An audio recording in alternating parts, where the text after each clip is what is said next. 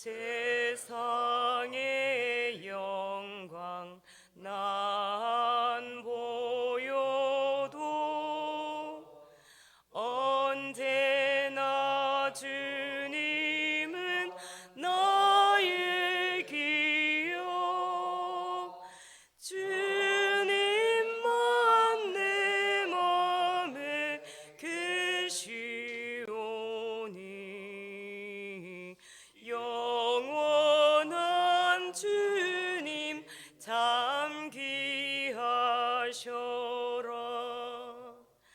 영원한 주님 내 승리의 주. 하늘의 기쁨을 주옵소서. 어떠한 고난이 닥쳐와도 만유의 주여 소망되소서.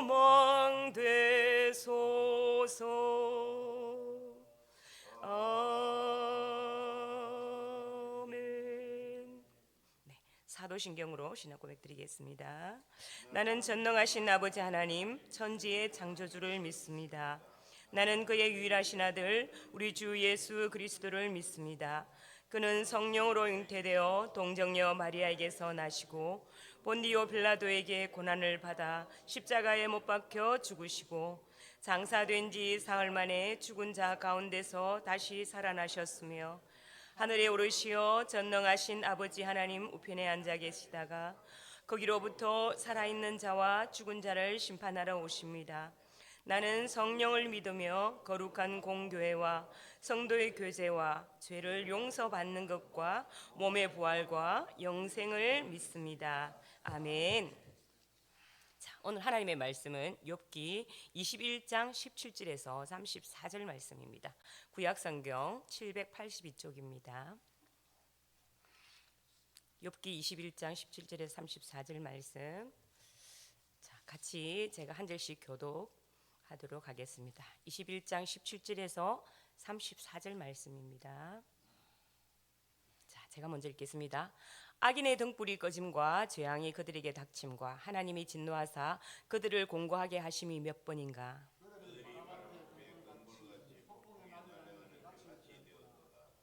하나님은 그의 죄악을 그의 자손들을 위하여 쌓아두시며 그에게 갚으실 것을 알게 하시기를 원하노라.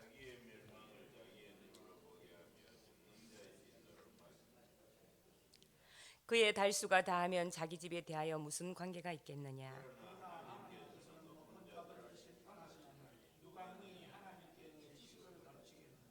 어떤 사람은 죽도록 기운이 충실하여 안전하며 평안하고 어떤 사람은 마음의 고통을 품고 죽음으로 행복을 맛보지 못하는도다.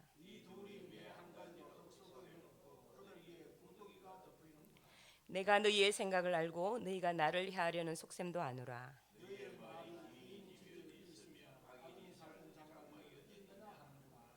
너희가 길 가는 사람들에게 묻지 아니하였느냐. 그들의 증거를 알지 못하느냐.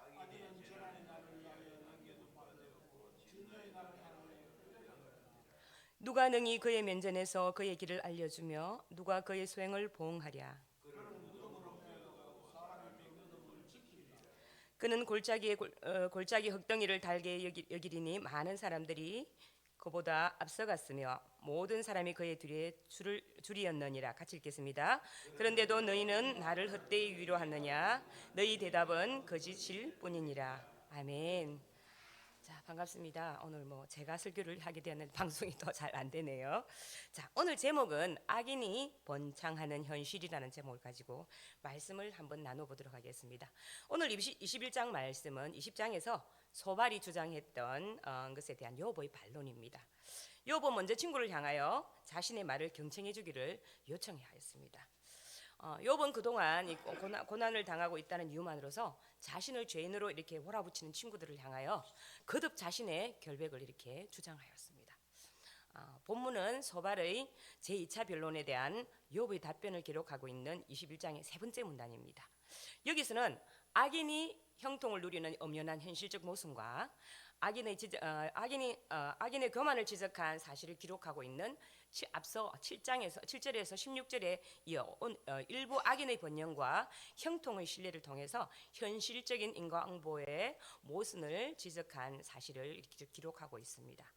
소발에 대한 욥의 답변으로 자신이 보기에 악인들은 더 복을 누리며 또 장수하며 마지막에도 평안한 죽음을 맞는 자들이 많은데 어찌 친구들이 이상적인 논리만을 내세워서 반대로 이야기하는지 모르겠다고 하며 그런 거짓말로 자신을 위로할 수 없다고 반박하는 그런 내용입니다. 그 예로 욥은 친구들에게 어떤 사람은 평안히 살다가 죽지만 또 어떤 사람은 마음의 고통을 품고 죽는데 거기에 대한 답변을 해보라고 이렇게 욥이 이야기를 하고 있는 것입니다. 그 예로 욥은 친구들에게 어떤 사람은 평안히 살다고 죽지만 또 어떤 사람은 마음의 고통을 품는데 거기에 대해서 답변을 이렇게 해보라고 한 말씀인데요. 본문에는 네 가지로 이렇게 구분을 할 수가 있습니다. 첫째, 이해할 수 없는 하나님의 심판과 두 번째, 흑백 논리가 기준이 되지 않는 인생, 그리고 세 번째로 알 수 없는 악인의 평안한 죽음, 그리고 네 번째로 친구들의 헛된 위로와 거짓말 등입니다. 빌닷과 소발은 악인이 겪게 되는 비참한 말로를 묘사함으로써 어떻게 해서든지 욥을 이렇게 해결시키려고 했습니다. 여기에 대한 욥의 논박은 친구들이 이론과는 달리 현실 경험에서부터 이렇게 출발하게 되는데요. 인과응보의 논리가 이 세상에는 그대로 적용되지 않는 사례들을 조목조목 이렇게 거론하면서 두 친구의 입장을 반박하게 됩니다. 욥이 보니 악인이 일찍 죽기는커녕 자녀도 잘 낳고 또 잘 살고 자녀가 또 자녀를 낳아서 손자 손녀들이 잘 자라는 것을 다 보고 또 가정에 아무런 재난도 없이 평안하게 보이기만 하고 또 하나님께서 매질을 하시는 일이 없어 보인다고 이렇게 이야기를 합니다. 또 혹 가축들이라도 일찍 죽는가 해서 보니 수소는 새끼를 베게 하고 암소는 유산하는 일도 없이 새끼를 잘 낳더라는 것이죠. 또 혹 집 밖에 내놓은 어린 자녀들이 혹시 발다리가 부러지는 일이 있는가 하고 보니 넘어져서 코피 한 번 흘리지 않는 일이 없고 또 밤이나 이렇게 돌에 맞아서 이렇게 눈탱이가 밤탱이 되는 그런 일도 없이 잘 놀기만 하는 것입니다. 자녀들이. 자, 그리고 마지막에 죽을 때는 고통을 받겠지 하고 지켜보니까 행복하게 살다가 아무런 고통도 없이 이렇게 죽음을 맞이하더라고 합니다. 자, 그럼에도 악인들은 하나님께서 자기 좀 그냥 내버려 두라고 불평하고 하나님을 섬길 필요가 없다고 이렇게 말을 하고 기도해봐야 소용도 없고 자신들은 성공은 스스로 이룬 것이라고 이렇게 이야기를 합니다. 하지만 욥은 그런 악인들의 생각을 받아들일 수가 없다고 이렇게 오늘 말씀 가운데 이야기를 하고 있죠. 빌닷과 소발은 악인이 반드시 패망한다고 했지만 현실 세상에서는 정반대로 악인이 장수하고 번영하며 죽기까지 부귀영화를 누리는 경우가 허다하다는 것이죠. 욥은 이 세상에 착한 사람에게는 상을 주고 악한 사람에게는 벌을 받는다 윤리적인 법칙을 따라 정확하게 움직여 나가는 것이 아니라 뒤죽박죽 모순과 부조리로 가득 차 있음을 고발하면서 하나님의 정의에 이의를 제기하게 됩니다. 오늘 본문 말씀 17절에서 21장 말씀을 쉽게 번역한 것을 한번 읽어보도록 하겠습니다. 악한 자들의 등불이 꺼진 일이 있느냐? 과연 그들에게 재앙이 닥친 일이 있느냐? 하나님이 진노하시어 그들을 고통에 빠지게 하신 적이 있느냐? 그들이 바람에 날리는 금불과 같이 된 적이 있느냐? 폭풍에 날리는 겨와 같이 된 적이 있느냐? 너희는 하나님이 아버지의 죄를 그 자식들에게 갚으신다고 말을 하지만 그런 말 하지 말아라. 죄 지은 그 사람이 벌을 받아야 한다. 그래야만 그가 자기의 죄를 깨닫는다. 죄인은 제 스스로 망하는 꼴을 제 눈으로 보아야 하며 전능하신 분께서 내리시는 진노의 잔을 받아 마셔야 한다. 무너진 삶을 다 살고 죽을 때가 된 사람이라면 제 집에 관해서 무슨 관심이 더 있겠느냐라고 이렇게 번역하면 이런 말씀인데요. 악한 자들의 등불이 꺼지거나 그들에게 재앙이 닥치는 일이 있느냐는 의문문으로 번역함으로써 그런 일이 절대 없다고 거의 없다고 이렇게 말씀을 하는 것입니다. 그들이 하나님의 진노로 고통에 빠지거나 또 바람에 날리는 금불과 같이 폭풍에 날리는 겨와 같이 된 적이 있느냐고 말씀을 하고 있죠. 욥은 친구들이 악인이 벌을 받는 것이라고 욥에게 말하고 있기에 욥은 악인이 벌을 받는 경우가 얼마나 되느냐고 항의하면서 이렇게 말을 하고 있는 것입니다. 자, 이런 말에 대해서 우리도 하는 말이 있죠. 하나님은 그 아비의 죄를 자식들에게 반드시 갚는다라는 말입니다. 그런데 그런 일도 잘 나지 않을 뿐 아니라 본인이 잘못했으면 본인이 벌을 받아야 하고 자기 죄를 깨달을 것이 아니냐고 욥이 이렇게 말을 하죠. 이 말은 욥의 친구들의 논리가 틀리다는 것을 이렇게 말을 하고 있습니다. 자, 그런데 이런 악인들이 살아생전에 온갖 영화를 다 누리고 죽을 때도 평안히 죽어버린다면 그 사람이 죽고 나서 자기 집에 무슨 관심이 있겠냐는 말입니다. 죽은 자가 어떻게 그 뒤의 일을 알기나 하겠느냐는 이야기죠. 자, 이 말은 우리가 제대로 인생을 해석할 수가 없다는 말입니다. 욥의 친구들은 아주 논리정연하게 그들의 역사와 전통과 경험으로 악인은 벌을 받을 것이며 의인이 복을 받는다는 말을 친구들은 계속해서 하고 있는 것이죠. 자, 그의 눈에 보기에는 이 세상에서 그런 일이 일어난다고 합니다. 그러나 욥은 자신이 막상 까닭없는 고난을 당해보니까 그렇게 인생을 볼 수만은 없다는 것을 알게 된 것입니다. 역지사지라는 말이 있죠. 자신이 상대방의 입장이 되어보지 않고는 그 사람의 사정을 잘 알지 못합니다. 그렇죠? 욥이 이유 없이 고난을 당하고 보니까 악인이 형통한 채로 살다가 죽을 때도 평안하게 잘 죽는 자들의 모습을 보이는 것입니다. 그런데 욥의 친구들은 이런 사정을 모르기에 마치 자신들이 하나님을 가르치는 자들처럼 말을 하고 있는 것입니다. 시편 73편에 쓴 기자도 욥과 동일한 경험을 한 시를 쓴 적이 있는데요. 악인의 형통함과 또 죽을 때도 고통 없이 죽음, 재앙도 없고 또 여러 가지 넘어지는 일도 없는 넘어짐도 없는 그런 일들을 보면서 본인이 넘어질 뻔하였다라고 이렇게 시편 73편에서 기록하고 있는데요. 하지만 시편 기자가 이 문제를 어떻게 해결했는가 하면은 그 73편 17절 말씀에 가보면 하나님의 성소에 들어갈 때에야 그들의 종말을 내가 깨달았나이다 라고 이렇게 마지막 이렇게 해답을 주고 있습니다. 시편 기자는 성소에 들어가서 즉 하나님과 직면하고서 비로소 모든 것이 정리가 되었다고 이렇게 이야기합니다. 악인들이 세상에서 잘 먹고 잘 살다가 평안하게 죽는 것 같아도 그 후에도 그들이 하나님 앞에 서야 한다는 것을 깨달았던 것입니다. 그때뿐만 아니라 과거에 불의를 저지르고 부정을 자행하면 살았던 사람들이 당시에는 그들이 호의호식을 하는 것처럼 보였을지라도 그들 앞에 준엄한 평가가 있다는 것을 우리는 매스컴을 통해서 이렇게 많이 확인하고 있지 않습니까? 그렇죠? 자, 여기서 악인의 죽음을 잠시 생각해보고자 합니다. 23절에서 오늘 본문 말씀 23절에서 26절에 욥은 두 종류의 죽음을 언급하고 있습니다. 악인과 선인의 죽음에 대한 것인데요. 어떤 사람은 죽을 때까지도 기력이 정정합니다. 죽을 때에도 행복하게 편안하게 죽습니다. 평소에 그의 몸은 어느 한 곳도 영양이 부족한 곳이 없습니다. 그리고 뼈마디가 생기가 넘칩니다. 그러나 어떤 사람은 행복하고는 거리가 너무 멉니다. 고통스럽게 살다가 고통스럽게 죽습니다. 그러나 그들 두 사람은 다 함께 티끌 속에 눕고 말며 하나같이 구더기로 덮이는 신세가 된다는 것이죠. 결국 마지막 인생에서는 똑같이 영양 부족 없이 살았던 사람과 또 고통스럽게 살았던 그 사람은 죽으면 똑같이 그에게 구더기가 이렇게 덮인다는 신세가 된다는 것이죠. 자, 빌닷과 소발이 묘사했던 악인의 비참한 최후에 대해서 반박하는 그런 말씀입니다. 죽을 병에 걸려서 죽음에게 끌려가 먼지처럼 흔적 없이 사라지고 만다는 주장을 반격하는 것입니다.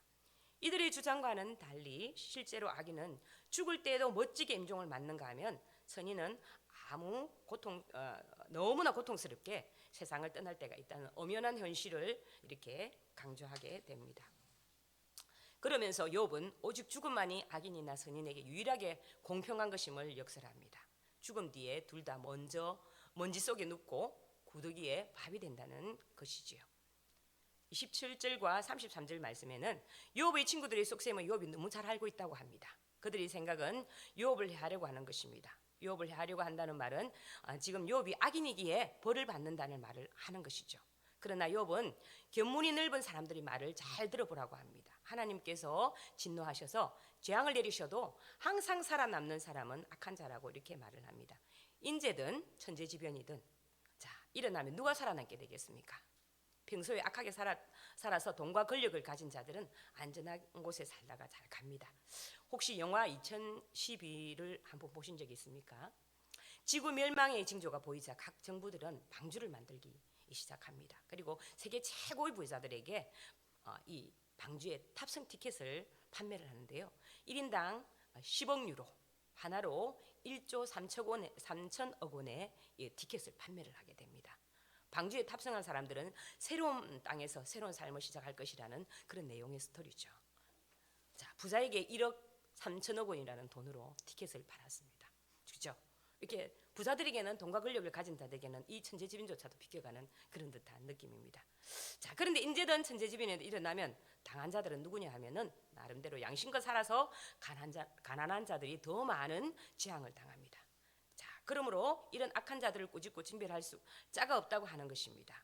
이들이 죽어 무덤에 갈 때에도 화려한 무덤에 수많은 조문객들이 따르고 흙마저 그의 시신을 부드럽게 덮어준다는 것입니다. 자, 그러므로 이 세상에 악인이 형통하게 살다가 죽을 때도 평안하게 죽고 무덤도 잘 꾸며놨다는 말을 하므로 욥이 친구들의 그 인과응보적인 생각이 틀렸다고 이렇게 말을 하는 것입니다. 자, 마지막 구절 34절을 보면 그런데도 너희는 나를 헛되이 위로하려느냐? 너희 대답은 거짓일 뿐이니라 이렇게 말을 합니다. 욥의 친구들이 하는 위로라는 것이 헛된 위로라는 것입니다. 그들의 대답이 거짓일 뿐이라는 말이죠.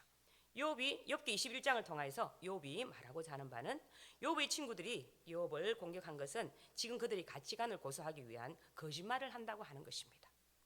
그러므로 욥은 그들의 위로가 빈말이 되고 헛된 위로가 되며 거짓말이라는 것입니다.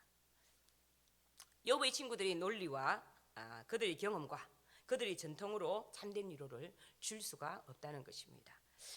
세상에는 이해할 수 없는 일이 너무나 많습니다. 많은 사람을 고통에 빠뜨린 김일성도 행복하게 살다가 죽었죠. 많은 사람을 또 죽인 또 이렇게 김정일이도 이렇게 많은 사람이 조문을 받으면서 이 땅에서 가난한 사람들 자기 백성들을 가난에 빠뜨리고 또 인권을 유리하면서 떵떵거리고 너무나 잘 살다가 죽었습니다. 그죠? 자, 욥의 불평은 어디서 나온 것입니까? 기복주의 신앙을 가진 친구들이 말해서 이렇게 나오게 된 것이죠. 사람들은 예수를 믿으면 물질적으로 잘 산다고 말을 합니다. 중요한 것은 물질과 건강을 통하여 하나님의 살아가실 계심을 깨닫는 것입니다. 그것을 통하여 하나님을 배워가는 것이죠. 하나님 나라의 소망을 갖는 것입니다. 우리에게 그것이 굉장히 중요합니다. 우리가 이해할 수 없는 하나님의 신비로운 세계가 있음을 인정하고 겸손해야 합니다. 말씀이 성도에게 유일한 위로이며 은혜입니다. 그러므로 이 은혜를 입어서 구원받았기에 성도는 때를 따라 돕는 은혜를 받는 것입니다. 때를 따라 돕는 은혜를 받기 위하여서 우리는 늘 말씀에 의지하여서 우리 모습이 벌거벗은 듯이 드러나야 된다는 것이 우리 죄악의 모습이 드러나고 말씀을 통해서 우리 거울을 비춰보듯이 드러나야 된다는 것입니다. 이런 자들에게 우리에게는 최종적인 소망이 있는 것입니다. 그것이 우리 예수 그리스도께서 나타나실 때에 우리에게 가져다 주실 은혜를 온전히 바라는 것입니다. 은혜로 구원받고 은혜로 사는 자들은 영원한 은혜를 가져다 주실 그리스도를 기다리며 살게 됩니다. 이것이 성도의 참된 위로입니다. 자, 제가 한 가지 이야기를 하나 드리자면 과거에 제가 다른 교회 다닐 때 그런 분이 있었습니다. 아주 연로하신 부모 두 분과 아들 둘이가 같이 살았습니다. 예수 믿은 지가 얼마 안 됐습니다. 그런데 신앙생활을 너무 아름답게 하는 거예요. 예배 시간은 너무 즐거워 말씀을 너무 사모하고 그렇게 살았는데 큰아들은 당뇨로 시력을 잃고 다리를 잘리게 됩니다. 그리고 머지않아도 어머니도 암에 걸려 돌아가셨습니다. 그렇게 막내 아들은 가족들을 케어하기 위해서 열심히 돈을 벌이고 가정을 꾸려나가며 살림을 살았습니다. 그런데 어머님이 돌아가셨습니다. 그리고 얼마 안 있다가 형님도 돌아가셨습니다. 그리고 또 얼마 안 있다가 아버지가 돌아가셨습니다. 그런 모습을 보면서 정말 하나님이 살아계신가? 하나님께서 이 가정을 그렇게 예배를 사모하고 하나님을 사모하던 가정에 이렇게 이런 비참한 말로를 주시는가 하면서 그런 모습을 장례를 치르면서 그런 것을 느끼기도 하였지만 만약 그 속에 하나님이 구원이 없었겠습니까? 그리고 인생은 우리가 이 땅에서 보는 것만으로 모든 것을 판단을 할 수가 없다는 것이죠. 자, 오늘 말씀을 보면서 여러분들의 생각은 어떠합니까? 악인이 더 잘 되고 착하게 사는 사람이 더 어렵게 사는 현실이지 않습니까? 그리고 악인이 잘 되는 것을 보고 나도 적당히 신앙생활을 하고 적당히 살아볼까 하는 생각도 들지 않았습니까? 저도 적당히 신앙생활을 하고 싶습니다. 이 땅에 놀고 싶은 건 놀고 맛있는 거 저 멀리 여행도 한번 가고 싶고. 그런데 우리 현실은 그렇지 않을 때가 참 많습니다. 자, 하나님께서 이 땅을 통치하시고 섭리로 인도해 가시는데 하나님의 섭리를 우리는 다 이해할 수가 없습니다. 인간은 미물인 우리가 어떻게 하나님의 그 섭리를 우리가 다 어떻게 이해할 수가 있겠습니까? 이같이 예측할 수 없는 인생사를 살아가고 있는 욥과 같은 우리 성도들에게 만일 천국이 없다면 얼마나 억울하겠습니까? 그죠? 이 땅에서 신앙 포기해야만 하는 일이 너무나도 많고 또 예수 때문에 하지 못하는 일도 얼마나 많습니까? 믿음 때문에 꾹 참으며 살아왔는데 천국이 없다면 아마 우리는 원통할 것입니다. 그죠? 하지만 분명히 우리는 기억해야 합니다. 천국 즉 하나님 나라는 반드시 우리에게 존재합니다. 우리 인생사는 예측할 수가 없습니다. 우리의 인생 속에는 악인이 잘 될 수도 있고 하나님 진노 가운데 멸망할 수도 있습니다. 또 의인이 형통할 수도 있고 의인임에도 불구하고 욥과 같이 계속되는 고난만 당할 수도 있습니다. 그러나 인생이 끝난 뒤에는 욥이 고백한 바와 같이 선한 사람이든 악한 사람이든 매 한 가지로 흙 속에 눕고 흙으로 돌아가게 된다는 것이죠. 자, 하나님의 섭리는 다 이해할 수 없고 우리 인생사도 예측할 수 없지만 모든 인생이 결국에는 흙으로 돌아간다는 것은 결코 변하지 않고 누구도 알 수 있는 사실입니다. 모든 인생에게 독일한 죽음이 찾아오고 나면 어떻게 될까요? 하나님 나라의 바깥 어두운 데서 이를 가는 두 가지로 구분이 됩니다. 하나님 나라에 들어가는 자와 밖에서 이를 가는 자가 두 가지로 구분이 되죠. 양과 염소로 구분이 되면 우리는 주님의 오른편에 서게 될 것인지 여부가 결정이 됩니다. 자, 이 사실만 결코 변하지 않으며 누구나가 예측할 수 있는 한 가지 사실입니다. 자, 그러므로 우리는 악인의 형통을 결코 부러워할 필요가 없다는 것이죠. 악인의 형통은 이 땅에서만 가지게 되는 형통일 뿐이지 이 땅을 떠나게 되면 모든 것을 다 내려놓아야 됩니다. 손에 붙잡고 갈 수 있는 것은 하나도 없습니다. 몇십 년의 인생 속에서 형통을 누리겠지만 결국 악인은 영원한 형벌에 처해지고 맙니다. 욥과 같은 의인이 당하는 고난은 어떻겠습니까? 이 땅에서만 당하는 고통입니다. 몇십 년 우리 인생이 끝나면 고통도 끝입니다. 그 이후에는 영원한 천국이 우리를 기다리고 있습니다. 그러므로 성도들은 인생을 살아가면서 불로초와 같이 죽음을 피해갈 방법을 찾거나 악인의 형통함을 보고 분노할 필요가 없다는 것이죠. 우리의 인생에 고통이 있다 할지라도 믿음을 지키면서 인내하고 살아가면 됩니다. 저 하나님 나라를 바라보며 살아가면 되는 것입니다. 결국 하나님 나라 앞에서 모든 것이 결정이 됩니다. 우리의 기업, 우리의 소망의 대상은 저 하늘나라입니다. 그러므로 이제부터 여러분은 현실의 부조리함에 대하여서 실망하지 마시고 그것으로 인하여 더욱 하나님 나라의 소망을 둘 수 있게 되기를 간절히 바랍니다. 고난은 성도를 단련하여 승금같이 만드는 중요한 과정입니다. 고난의 신학은 우리가 다 이해하지 못할지라도 하나님 신뢰하도록 부르시는 부름입니다. 고난은 하나님의 부르심입니다. 욥기는 하나님이 어떤 분이신지를 잘 가르치는 말씀입니다. 욥이란 인간의 이야기가 아니라 하나님의 이야기입니다. 갈보리 언덕에 죄 없으신 자로서 스스로 죄인이 되셔서 십자가를 지신 그분 안에서 무고한 고통과 고난의 문제에 대한 하나님의 대답을 발견할 수가 있습니다. 하나님께서는 우리의 고통 속에 함께 하셨고 그리고 함께 하시고 또 앞으로 함께 하실 것입니다. 모든 고난과 문제 가운데 함께 하시는 그분을 바라보며 마지막까지 잘 달려가는 우리 삼성의 성도들 되시길 예수 그리스도 이름으로 축복드립니다. 기도하겠습니다. 하나님 아버지, 오늘 말씀을 통해서 우리에게 주시고자 하는 말씀을 기억하기를 원합니다. 악인이 형통하고 악인이 세상에서 잘 되는 것 같지만 결국은 하나님 편에 섰을 때 아버지 하나님 심판받는 그 모습을 바라보며 우리는 비록 이 땅에서 악인들만큼 누리고 살지 못할지라도 그것을 바라보며 부러워하거나 그것을 질투하거나 미워해서는 절대 안 됨을 주여 고백합니다. 늘 믿음 안에서 주님만을 바라보며 살아갈 수 있게 주여 우리에게 소망을 주시고 우리 심령 가운데 은혜를 부어 주시옵소서. 이 땅에 가진 것이 필요 없고 우리 육신이 약하여 우리 육신이 고통 가운데 있을지라도 그것으로 아버지 하나님 우리를 낙심하거나 실망에 빠뜨리지 말게 하시고 오로지 말씀 가운데 주님이 주신 그 말씀을 바라보며 하늘의 소망을 두고 하늘의 천국의 소망을 두고 살아가는 우리 귀한 백성들 될 수 있도록 주님 함께하여 주시옵소서. 이 말씀을 붙들고 나머지 인생 우리에게 주신 귀한 인생을 열심히 달려갈 때 주님 힘주시고 능력 주셔서 마지막까지 우리의 직분과 사명을 잘 감당할 수 있는 은혜로 우리와 함께하여 주시옵소서. 오늘도 말씀 가운데 함께하심을 감사드리며 우리 주 예수 그리스도 이름으로 기도드립니다. 아멘. 주기도문으로 예배를 마치겠습니다. 하늘에 계신 우리 아버지 이름을 거룩하게 하시며 아버지의 나라가 오게 하시며 아버지의 뜻이 하늘에서와 같이 땅에서도 이루어지게 하소서. 오늘 우리에게 일용할 양식을 주시고 우리가 우리에게 잘못한 사람을 용서하여 준 것 같이 우리의 죄를 용서하여 주시고 우리를 시험에 빠지지 않게 하시고 악에서 구하소서. 나라와 권능과 영광이 영원히 아버지의 것입니다. 아멘. 자, 오늘은 월요일입니다. 우리 기도 제목을 가지고 기도하겠습니다. 교회를 이끌어 가시는 담임 목사님과 부교육자들이 성령으로 충만하여 영육간에 강건하도록 예배 선교 양육 훈련 교제의 기둥을 든든히 세워 주님이 바라시는 건강한 교회로 성장하도록 교육자와 당회원 중직이 한 마음 한 뜻이 되어서 성령이 하나 되게 하심을 힘쓰 지키는 교회가 되도록 또 주일학교 교사들과 청년 리더십들이 말씀 교육과 영혼 사랑으로 무장되도록 다음 세대를 세우는 교육자와 교사들이 성령 충만하게 하시고 목자의 심정을 부어주셔서 생명을 살리는 위한 사역을 잘 감당하게 하소서. 그리고 오늘 말씀 가운데 주신 말씀을 붙들고 아버지 이때까지 내 마음에 있던 그 악인들을 향한 그런 미움과 원망들을 주에 다 내려놓고 우리가 하나님만을 바라보고 이 땅의 것을 소망해 두는 것이 아니라 나그네 인생을 살아가는 우리 인생에 이 땅의 것을 바라보지 않고 하늘의 것을 바라보는 그런 큰 믿음을 달라고 이 한 시간 기도하며 주여 외치고 우리가 기도하도록 하겠습니다. 주여! 하나님 아버지 오늘도 귀한 말씀 주심을 감사합니다. 하나님 오늘도